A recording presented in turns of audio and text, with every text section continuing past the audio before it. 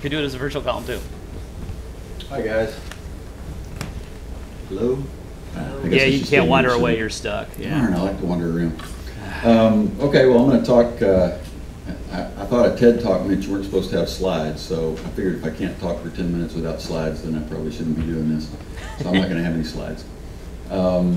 The motivation for this talk was a few weeks ago I saw an email thread on the Oracle L list where I lurk but rarely participate, mainly because I don't have time, about hiring world-class DBAs. And I had some thoughts on it, and so I thought this might be a chance to share. So, so two parts to hiring world-class Oracle dudes and dudettes. And if I say guys, by the way, I mean generically people of all races, creeds, and genders. So I'm not trying to cut out the women when I say guys. So two parts to that, right? First part is finding them, and the second part is attracting them or getting them to join you. And so I'll start with the finding them part. So bullet number one, if anybody tells you they're a world-class DBA, you should definitely not hire them. Okay? Yes. And it's a very simple reason, right? The more you know you don't know. So I have found throughout my career that the guys that are the best guys, if you ask them, where do you rate yourself on a scale of 1 to 10, pretty consistently they'll say, I'm an 8, somewhere in that sort of range, right? Whereas the guys that think they're really, really good, typically just haven't learned enough yet to know that there are all kinds of things that other people know a lot more about than they know. So that's rule number one. Second part, the characteristics I look for when we're interviewing people. All the basics that you guys would probably expect, right? I look for guys that have really high IQ. That's just genetic, and it's very important for what we do. I look for guys that are really hard workers. It's a cliche, to find guys that are really smart, that are lazy. So finding that combination is really important and really key. I look for guys that have really good communication skills. It doesn't do any good to be the smartest guy in the room if you can't articulate that, right? So, so that's really important to me. I look for guys that that have good basic skills and backgrounds, right? So there have been some studies that it takes roughly 10 years worth of practice to really become good, not just good, but be really good at any sort of skill, whether it's playing a musical instrument or whatever. So unless a guy's got about 10 years experience, they're probably not going to get a chance to talk with us very much, because as smart as you are, there's just some things that it takes a while to understand. And occasionally you'll find a guy that's got about 5 years experience that's worked 80 hours a week and happens to be exceptional, and those guys can kind of break the mold. But generally speaking, 10 or 15 years is what we're looking for. So that's sort of the basics, right? But all those things together, find a guy with every one of those characteristics doesn't necessarily mean that they're going to be a world-class kind of guy, right?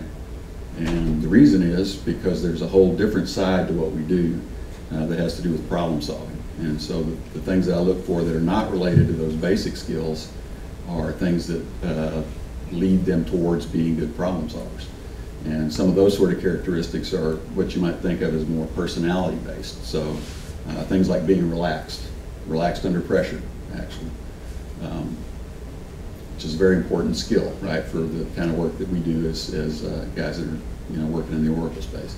It's very difficult when you've got a down database and there's a CIO looking over your shoulder asking you every 2 minutes, when is that system going to be back up? So commonly in the interviewing process, somebody will come in and we'll have gone through 2 or 3 interviews with them with different people. I'll come into the interview and Veronica will tell me, hey, that guy was, he did much better before you got there. You made him really nervous. And I say, well, I'm doing that on purpose. I want to make him nervous because I want to see how he reacts, to being nervous, right? If he can't handle an interview situation, if I'm making him so nervous that he can't respond well, then that's not a good sign for him doing well when the database is down and the CIO wants to know when it's going to be back up. So relaxed is important. Being optimistic is an important characteristic as well. Guys that don't think they're going to be able to solve the problem rarely can solve the problem. So having an optimistic outlook on life in general is important. That's kind of most of it on finding. Any questions on finding before I go on to capturing? Okay, only 10 minutes, so we have to go quickly. Capturing. Okay, so capturing is is a whole different ball of wax, right? So how do you find, once you found one of these guys, how do you get them to come and join you? First stop is probably to hire somebody like Veronica that's really good at encouraging people and you know, talking them into coming and visiting with you, because if you can't talk to them in the first place, then it's hard to attract them. But honestly, I got an email from Karen Morton a month or two ago asking me, we hired some hotshot guy, and she's like, man, how do you get these guys to come and join you? And I got to thinking about it, and I'm like, well, I don't think I really do it. You know, it's not me, it's not Veronica, it's not the guys that are doing the recruiting.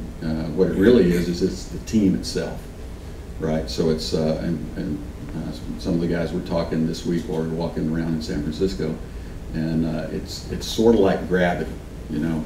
Like the more mass that falls into the center, the more gravity there is. And that's kind of the way it is with good teams, right? Good people attract other good people. And so the acquiring has a lot to do with having a good team that other people want to join. And so, you know, to get the first guys going, you have to have a few things, right? So some of the things that we do to make an environment where people want to be, in addition to being around the other people, we try to have an atmosphere where we don't have a lot of top-down leadership, right? So we don't, as a policy, we don't designate a guy as the boss, right? We don't hire a guy from outside and say, okay, this guy's your new boss.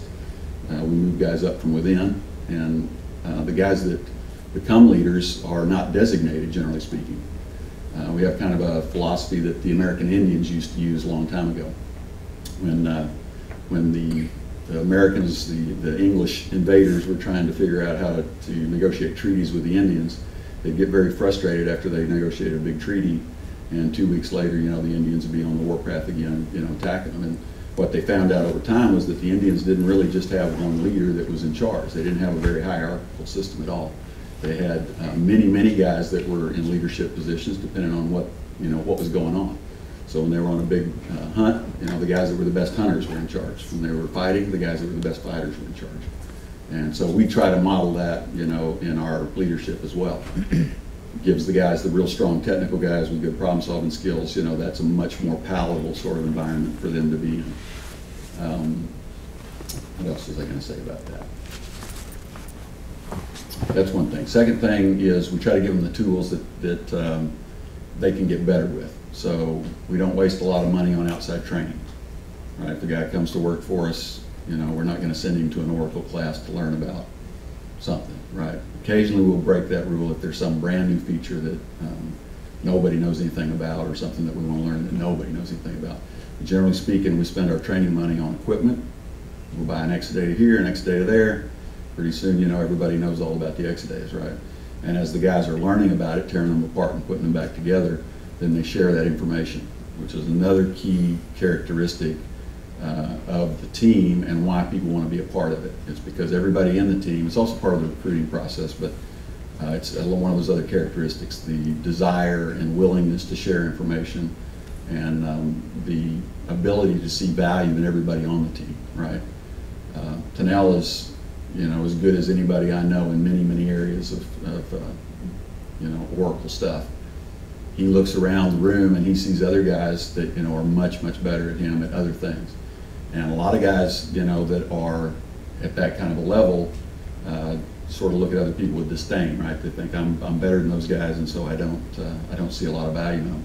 But everybody's unique. Everybody's got their own individual characteristics, right? So just because I'm not as good as Tanel at, you know, understanding how the code is written inside Oracle, there are some things that I do pretty well, and there are some things that other guys do pretty well that he, you know, sees advantage in. So that's a big part of it. Team, did I mention team? There's no I in team, so it's all about the team, right? I think that's all I have. Anybody got any questions before I run off? Comments? Anybody want to come to work for Incotech? You mean Accenture? Incotech.